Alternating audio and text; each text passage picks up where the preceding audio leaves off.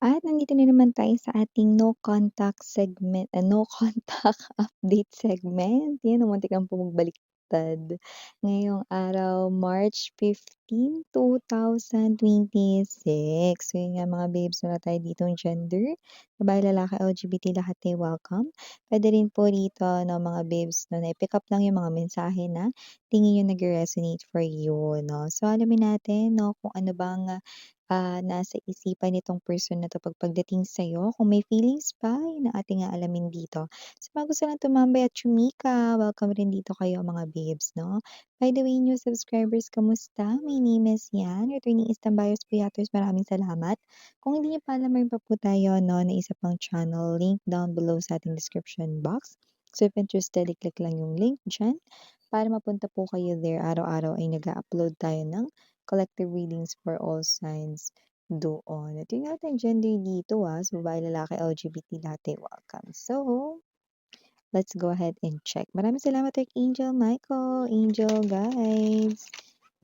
Can we get real-time energies nitong person na to na kumokonek kay collective right now? May feelings pa po ba kay collective? Iniisip pa ba siya? May actions ba? May plano ba related kay collective? Can we get messages here for them, please?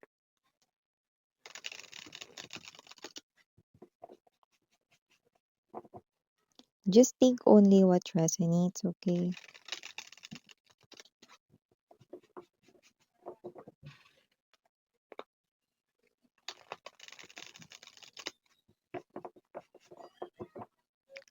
Okay, so let's go ahead and check this mga mensahe rito for you guys, no? Ano kayang meron dito sa real-time energies for today ng person mo? We have here this happily ever after,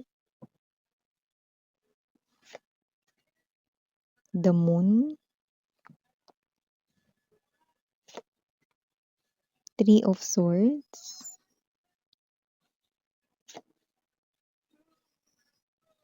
ace of coins, five of wands, eight of cups,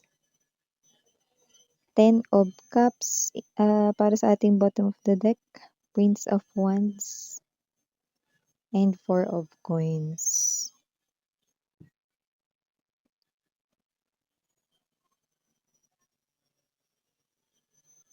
Okay, so nakikita ka dito mga babes, no? Etong energy na ito, no? Hindi kayo nag-uusap ngayon, pero hindi pa naman din kayo hiwalay, no? Parang meron lang ditong energy na nagkatampuhan kayo. Ayan, no? Lumbas dito, actually, may main reason kung bakit kayo nagkatampuhan, no? Kasi posibleng nag-overthink ka, nag-overassess ka, kasi posibleng nakita mo na meron siya ritong kausap or ikaw ito 'no, na parang alam mo yon 'no, na nag-o-open up yung person mo ng problem niya 'no, sa isang person, pero hindi sa'yo. Kaya parang nag-overthink ka, nag-overassess ka na baka merong something na nangyayari sa kanila 'no, or baka sila na 'no, or ikaw ito 'no, na parang feeling mo na pinagtataksilan ka ng yung person 'no, or baka person niya na pala yun 'no, or whatever 'no, bakit hindi niya magawang ma-share sa'yo yung problem niya at ba't dun niya shine-share, yan 'no. So, hindi naman sa pinag-o-overthink kita, pero parang iba na yun, charot, yan 'no. So, yeah mga babes, so maaaring yun talaga ang reason kung bakit kayo dito nagkatampuan, di mo na nag-uusap. Pero malinaw na malinaw nakikita ko rito wala lang yun. Okay, binibiro ko lang kayo kanina 'no, dun sa sinabi ko na hindi naman sa pinag-o-overthink kita, pero mukhang iba na yun. So, kaya hindi kayo nag-uusap ngayon, hindi pa kayo hiwalay 'no, puwedeng kayo ay magkaaway lang ngayon or, hindi lang nagpapansinan. Pero nakikita ko rito na wala naman talagang nonsense na ibig sabihin yung, yung, kanya ditong pag-o-open up 'no, dun sa isang person 'no. Puwedeng nalaman mo kasi yun or nakita mo nag-o-open up siya ng problem doon 'no. Pero kasi kaya niya yun ginawa 'no, dahil ayaw niyang mag-alala ka, okey? At yung iba mga babes 'no, alam kasi rito na yung iba kasi high chance na may kinalaman ito sa pinansiyal. So, ayaw niya ikaw dito na madamay 'no. So, parang okey lang na manghiram na lang sa iba 'no or whatsoever 'no, kasi ayaw niya dito magalaw mo pa yung pera mo dahil meron ka ring mga responsibilities 'no, sa iyong personal life at sa iyong family. So, ayaw niya rito na makadagdag pa siya rito sa'yo kasi alam niya na lagi kang nandiya-diyan for him or her 'no. So, nag-o-open up siya sa iba 'no at hindi lang naman dun sa person na yun 'no. Siguro yun kasi yung nakikita mong madalas niyang nakakasama 'no, pero wala namang nangyayari sa kanila 'no. Yun kasi yung energy 'no na baka kinikwentuhan niya kasi yun na lang yung uutangan niya. Hindi lang naman yun yung hinahanapan niya rito ng I mean hindi lang naman yun yung kinakausap niya, naghahanap rin siya rito 'no ng ibang puwede niya ritong malapitan. Ayaw ka niya kasi ritong mag-alala, tsaka alam niya na marami ka ring responsibilidad sa bahay niyo, yun 'no. So, wala naman nangyari sa kanila rito 'no. So, hindi lang kayo nag-uusap rito kasi hindi kayo nagkakaintindihan. Pero huwag kayong mag-alala kasi mabibigyan din 'yan ng kaliwanagan. Umpisa pa lang, oh, happily ever after na dito. Nakikita ko na matatapos din 'tong inyo ritong hindi pag-uusap, okey? Kasi magkakaayos pa kayo niyan. Ace of Pentacles energy we have here 'no, and the happily ever after. So, definitely nakikita ko na marami pa kayo rito 'no, na pagsasamahang journey with that big shoe, okay. Nakikita ko 'no, na kayong dalawa 'no, ay isa lamang itong pagsubok sa inyong relationship, Huwag kasi masyadong mag-overthink. Magiging okey pa kayo nito, okey? Ayaw ka lang niya kasi rito mag-alala at ayaw niya rito na maglabas ka ng sarili mong pera kasi alam niya na lahat gagawin mo para matulungan siya 'no, at alam mo rin naman na gano'n rin naman ang gagawin niya, kapag gano'n ang sitwasyon mo, 'di ba? So, whatever the case may be, nakikita ko rito 'no, na mukha kasi ngayong time na ito marami ka ritong gastusin, bayarin 'no, may mga inaasikaso ka rito mga problema. So, ayaw niya na rito na parang makihati pa siya dun 'no, or makigulo pa siya sa mga iniisip mo. Kaya naghahanap siya rito ng sarili niyang paraan 'no. Nililihim niya talaga yun sa'yo kasi nga para hindi ka na mag-isip, 'yan. Okey. So, pero siyempre sa kabilang banda 'no, kung magbibigay man ako ng opinyon ko siyempre da't sasabihin niya pa rin sa'yo, okey? Pero yun nga kasi kilala ka niya kasi dito bilang Ten of Cups energy, eh, 'no? Para kasing dito sinasabi mo, magka-relationship tayo, eh, tutulungan talaga kita no matter what happen. And I know you gonna do the same sa'kin. Siyempre alam niya yung sagot, oo, 'no, gagawin niya rin yun for you guys, 'no? Pero kasi this person here 'no, worries a lot dito, 'no? So hindi ko alam 'no, kung ano 'tong mga sinasabi niya rito na pagkakagastusan 'no, pero legit naman. Pero nakikita ko rito with the Ten of Cups 'no, masyado ka kasi ditong maintindihin, maalalahanin, caring, loving sa kanya. Kaya alam niya na willing ka talaga ditong maglabas ng pera, which is ayaw niya. Kaya naghahanap siya rito ng ibang way. Actually, gusto niya naman talaga 'yan banggitin sa'yo, pero kapagka nakahanap na siya ng solusyon dito, ayan Kaya naman, kung sino itong person na 'to na lumalabas rito 'no, natampuhan lang ito, mag-uusap pa kayo niyan, okey? So, wala wala siyang iba, wala siya ritong ibang babae o lalaki 'no. Oo, may mga kinakausap siya pero yun, uutangan niya. Hindi siya nakikipaglandian sa mga yun 'no, yun ay uutangan niya rito 'no. Tsaka nakikita ko dito that with the Three of Swords energy and the Moon, there's no way that your person will hurt you, okay.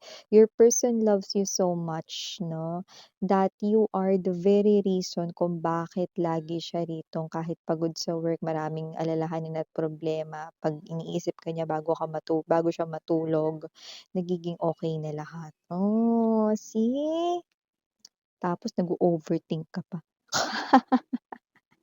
Mag-usap na kayo, bati na kayo 'no, kasi nakikita ko rito yung person mo 'no ay, hindi na rin dito nagugustuhan 'no, nalulungkot siya 'no, na hindi kayo nag-uusap ngayon 'no. And yes 'no, this is just a misunderstanding kasi your person loves you so much, 'yan 'no. Pero siyempre hindi kita masisisi kasi nga naman 'no, marami na ngayong mga agaw. Tandaan ninyo ang ahas ay nasa siyudad na, wala na sa kagubatan.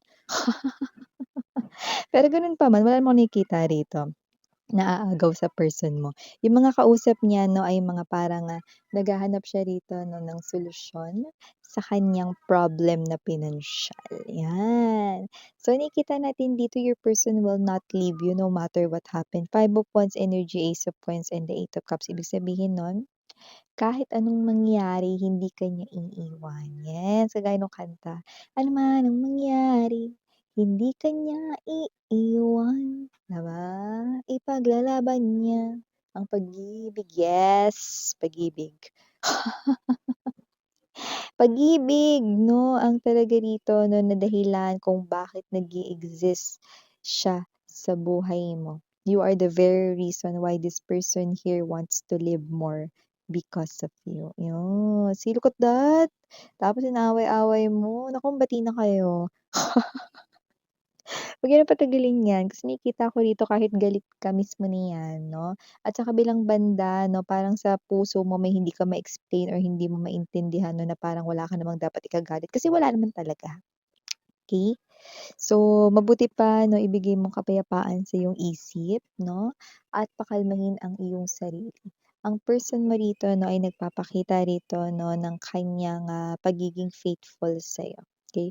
May mga bagay lang talaga na parang ayaw niyang i-share sa inyo kasi masyado kayo rito 'no, na parang, what's this, masyado kayo ritong as in, um over na parang nagbibigay 'no, sa yung person na alam ko naman, oo, dapat dapat lang naman yun or tama lang naman yun 'no, kapagka nagmamahal. Pero ang person mo na hindi sa ayaw niyang tumanggap ng tulong sa'yo 'no, kundi alam niya kasi na meron ka ring mga kailangan na, pagkagastusan or bayaran ngayon.